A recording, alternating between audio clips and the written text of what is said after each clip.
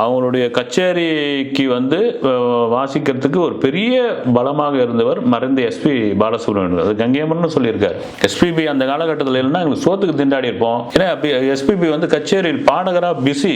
அவர் போய் சொல்லுவாராம், இப்போ ராஜான்னு ஒரு இசைக்குழு இருக்குது கூட்டுமாங்க அப்படின்னு ஒரு இது கூட சொல்லியிருப்பாங்க. வைசாக்கில் போய் பாடிட்டு திரும்ப ட்ரெயினில் இடம் கிடைக்காம ஒரு கம்பார்ட்மெண்ட்ல ஏறிட்டா வெறும் ஆடா இருக்குது அந்த கம்பார்ட்மெண்ட்ல. ஆட்டு புழுக்கு போட்டுன்னு போயிட்டு சிறுநீர் கழிச்சுட்டு இருக்கான்.